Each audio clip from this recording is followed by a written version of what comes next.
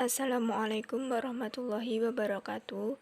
Kami dari kelompok 8 yang beranggotakan saya Lulu Kusmaningsih dan teman saya Muhammad Ridwan Maulana akan menjelaskan materi tentang dividend policy. Yang pertama, kebijakan pembayaran dividen. Kebijakan dividen adalah keputusan apakah laba yang diperoleh perusahaan akan dibagikan kepada pemegang saham sebagai dividen atau akan ditahan dalam bentuk laba ditahan guna pembiayaan investasi di masa yang akan datang.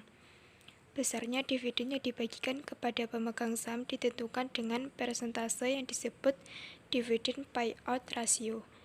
Dividend payout ratio merupakan perbandingan antara dividen yang dibayarkan dengan laba bersih.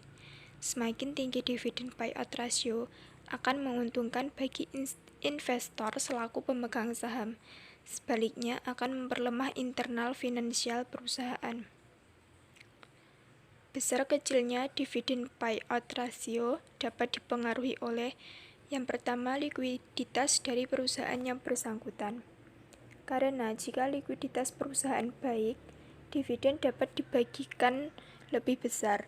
Begitu pula sebaliknya, apabila likuiditas perusahaan tidak baik, maka dividen bisa tidak dibagikan sebagai dividen, tetapi ditahan oleh perusahaan yang disebut laba ditahan. Yang kedua, keperluan dana melunasi hutang. Jika perusahaan akan melunasi hutangnya dengan segera, maka dividen bisa kecil atau laba ditahan, dan sebaliknya, jika perusahaan tidak segera melunasi hutangnya, maka dividen bisa dibayar cukup besar oleh perusahaan dari keuntungan yang diperoleh. Yang ketiga, tingkat investasi yang direncanakan. Jika perusahaan tahun berikutnya merencanakan investasi yang cukup besar, maka dividen tidak akan dibagikan kepada pemegang saham. Sebaliknya, jika perusahaan tidak ada rencana untuk investasi pada tahun mendatang, maka dividen akan dibagikan lebih besar. Yang keempat, pengawasan. Jika dilakukan pengawasan terhadap perusahaan sehubungan dengan ekspansi perusahaan, maka biasanya perusahaan itu akan menggunakan dananya dari laba perusahaan untuk ekspansi. Sehingga jika ini yang dilakukan, maka ekspansi dan perusahaan memperoleh keuntungan. Maka dana keuntungan itulah yang digunakan, sehingga dividen tidak dibayar. Yang kelima, ketentuan dari pemerintah. Biasanya ini dilakukan terhadap perusahaan milik pemerintah atau negara BUMN. Jika ditentukan lama harus ditahan, maka dividen tidak dibagikan. Begitu pula sebaliknya. Kebijakan pembayaran dividen. Yang pertama, stabil dividend policy. Pembayaran dividen selalu stabil tetap, stabil turun, atau stabil naik, meskipun net income berfluktuasi. Yang kedua, fluctuating dividend policy. Pembayaran dividen berdasarkan keuntungan perusahaan di akhir periode. Apabila keuntungan perusahaan meningkat, maka pembayaran dividen juga meningkat. Sebaliknya, apabila keuntungan perusahaan menurun, maka pembayaran dividen juga menurun. Yang ketiga, kombinasi stabil dan fluctuating dividend policy. Besarnya dividen yang dibayar, sebagian dibayar tetap dan sebagian lagi dibayar bersifat proporsional dengan tingkat keuntungan yang dicapai oleh perusahaan. Persamaan matematis tendensi harga saham, di mana VC harga saham, D. Dividend payout per lembar, RA. Productivity of return earning of firm atau rasio kemampuan memperoleh hasil dari saham, RC. Market capitalization rate atau rasio nilai harga pasar saham, E. Earning per share of common shares atau pendapatan per lembar saham. Selanjutnya, stok dividen. Stok dividen adalah pembayaran dividen dengan menggunakan saham, tidak dengan uang tunai. Dengan adanya stok dividen, diperlukan penyusunan kembali struktur modal perusahaan, karena proporsi kepemilikan pemegang saham tidak berubah. Contoh, setelah perusahaan membagikan stok dividen kepada pemegang saham, diasumsikan price earning ratio, dan resiko perusahaan tidak berubah. Laba setelah pajak 3 miliar, saham beredar 2.400 lembar. Laba per saham Rp1.250 sama dengan 3M dibagi 2,4 juta. Price earning ratio 20 kali. Harga saham per lembar 25.000.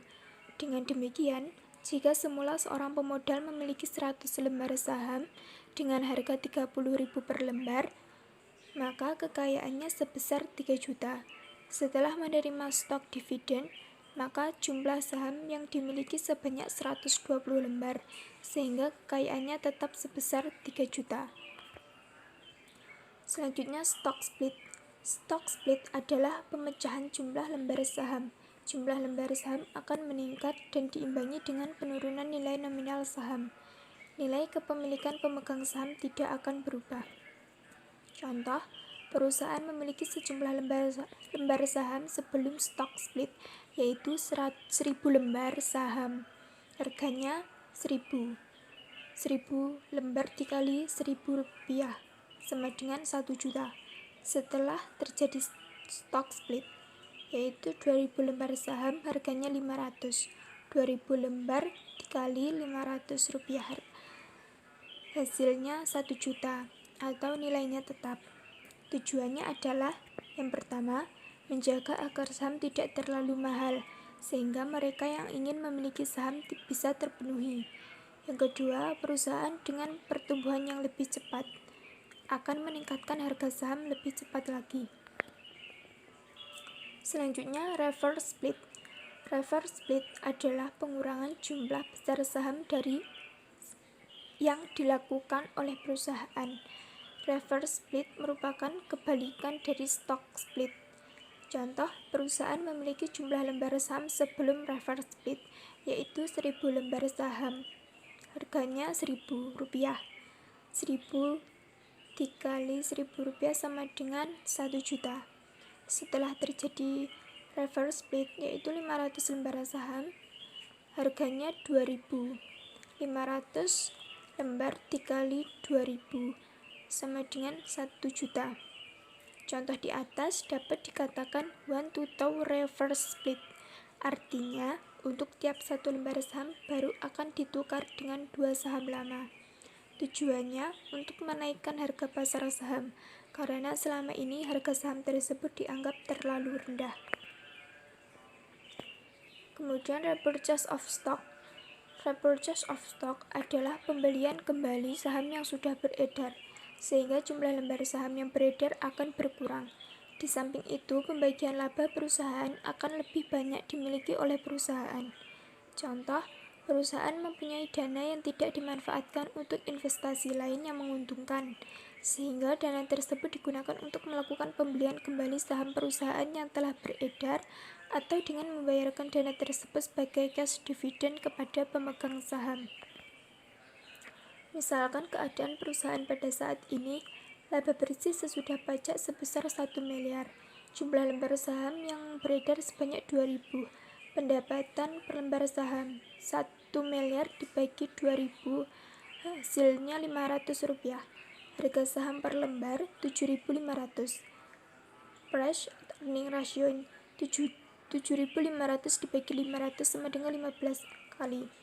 Misalkan dana sebesar 750 juta dibagikan sebagai dividen, maka dividen per share sebesar 750 juta dibagi 2 juta, hasilnya Rp375, yaitu dividen yang diharapkan ditambah harga saham 7.500 sama dengan Rp7.875.